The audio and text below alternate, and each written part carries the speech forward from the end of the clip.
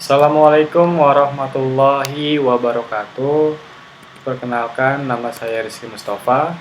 Pada kesempatan kali ini saya ingin menjawab terkait ujian akhir semester dari mata kuliah Rekayasa Perangkat Lunak Sistem Informasi ya. Jadi di sini ada 6 pertanyaan terkait ini UAS. Saya akan menjawab langsung satu persatu. Pertama di sini ditanyakan, jelaskan perbedaan dan berikan contoh real object oriented programming, threat oriented model, dan function oriented model.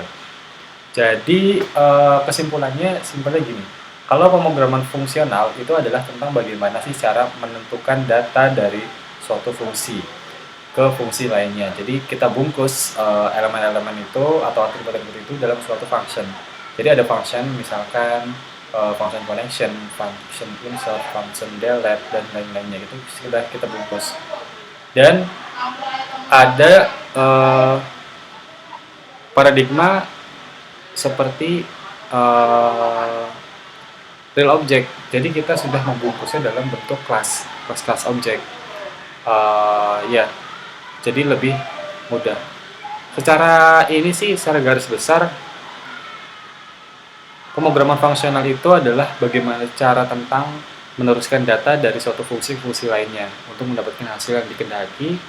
Dalam pemrograman fungsional itu diperlukan sebagai data, artinya Anda dapat menggunakan sebagai parameter pengembalian membangun fungsi dari fungsi lain dan membangun fungsi khusus.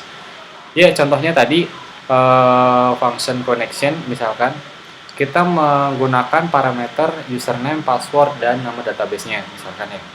Dan kita mengembalikan return dalam bentuk ya misalkan JSON data atau return boolean ya, banyak macamnya. Jadi itu dalam bungkus function.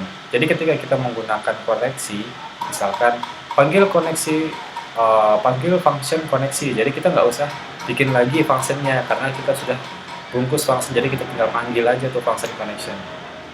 Lalu ada lagi paradigma berdasarkan objek ya. Yang di sini berisi data dalam bentuk bidang, sering dikenal dengan atribut, dan kode dalam bentuk prosedur, sering dikenal dengan metode. Contohnya ketika kita membuat sebuah kelas dari data mahasiswa. Nah, mahasiswa ini aksesnya apa aja nih gitu. Aksesnya misalkan mengakses data nilai, mengakses data keuangan, mengakses status pembayarannya. Nah, itu kita sudah bungkus dalam kelas-kelas objeknya. Jadi ketika nanti ada aplikasi yang membutuhkan data mahasiswa, itu kita tinggal melakukan validasi ke kelas itu. Apakah mahasiswa memiliki akses untuk full seperti admin? Apakah mahasiswa memiliki akses hanya sebatas melihat data saja? Dan lain perlakuan sebagainya. Lalu di sini kita ditanyakan juga terkait apa sih preventive maintenance dan apa sih perspective maintenance. Perbedaannya sangat sederhana.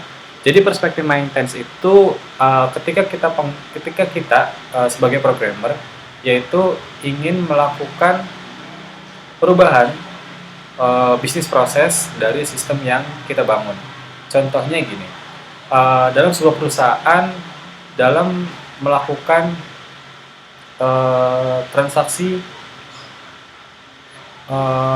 pembelian barang itu perlu adanya PR atau process request, lalu dilanjut oleh tahap selanjutnya itu pembuatan PO. Nah, misalkan ada perubahan nih.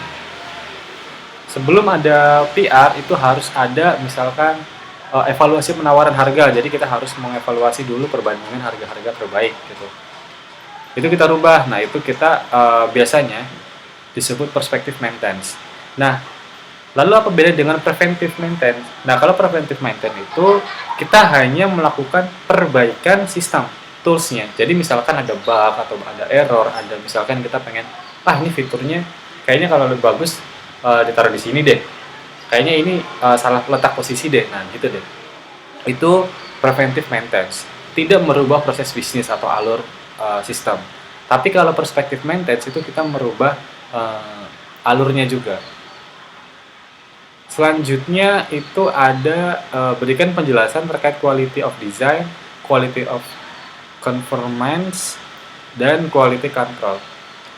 Ya, dari masing-masing itu memiliki perannya masing-masing ya. Contoh quality design atau mutu perancangan. Nah, mutu perancangan ini merupakan sebuah fungsi dari berbagai spesifik produk. Ya, contohnya mutu rancangan berbeda-beda antara produk yang satu dengan yang lain. Kualitasnya, menjaga kualitas. Nah, beda halnya dengan quality of conformance, yaitu mutu yang disesuaikan atau penyesuaian mutu. Mutu penyesuaian adalah untuk mengenai bagaimana mutu produk memenuhi berbagai syarat atau spesifikasi yang telah dirancang. Dengan kata lain, tingkat optimal dicapai pada tingkat kesesuaian 100%. Jadi, kita sudah melakukan analisa untuk suatu material ini dengan kualitas seperti ini. Nah, itu harus disesuaikan. Nah, selanjutnya itu ada quality of performance atau mutu kinerja. Kinerja itu kemampuan perusahaan mempertahankan tingkat kesesuaian dalam jangka panjang. Jadi kualitas itu tidak hanya bagus di saat itu aja, tapi melihat jangka panjangnya apakah masih stabil atau ada perubahan kualitas. Ya. Selanjutnya jelaskan tentang automaticity dan konsistensi. Automaticity itu bisa kita bilang keseluruhan dari tindakan atau harus diselesaikan atau dibatalkan, namun sebuah proses atau transaksi dapat sukses secara parsial. Contohnya gini, kita melakukan dalam aplikasi ya, aplikasi misalkan pembayaran online. Ketika pelanggan melakukan pembayaran dan ada transaksi yang konflik di tengah-tengah transaksi, itu kita nggak usah kan nama transaksi pembayaran itu kan ada relasi dengan pihak ketiga ya, contohnya bank. Jadi dari aplikasi kita koneksi ke API ke bank. Nah, ketika melakukan cancel transaksi itu kita nggak boleh kita transaksi nggak sampai bank, tapi baru sampai API ini, baru sampai connection, atau nggak baru mau input nih, belum melakukan pembayaran, itu langsung kita cut loss. Beda halnya dengan konsistensi. Kalau konsistensi itu kita transaksi diselesaikan dulu, mau nggak mau, baru kita restore. Kalau misalkan automaticity itu hanya baru nyampe setengah, tapi kita langsung cut loss.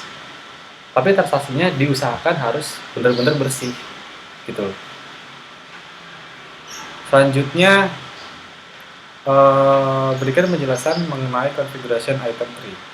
Configuration item tree itu adalah sebuah aktivitas yang mengacu untuk unit struktural fundamental dari sistem manajemen konfigurasi. Contohnya, konfigurasi melakukan verifikasi persyaratan dokumen yang harus dipersiapkan dalam melakukan penginstalan aplikasi. Contohnya seperti lisensi, seperti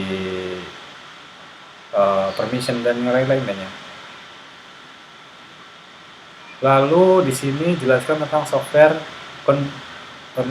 configuration management plan. Nah, software ini biasa kita sebut sebagai SCM ya, atau manajemen konfigurasi perangkat lunak. Biasanya kita sebutnya supply chain atau chain management, ya apalah itu. Tapi kita biasanya menyebutkan chain management.